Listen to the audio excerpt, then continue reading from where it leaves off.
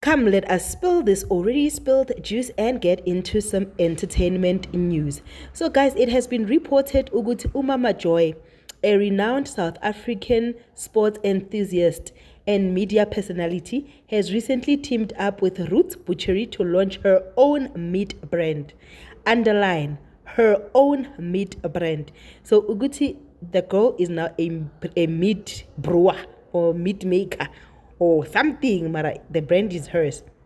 This collaboration rather marks an exciting new chapter in her journey as she transitions from being a well-known super fan to creating her own legacy in the business worldwide.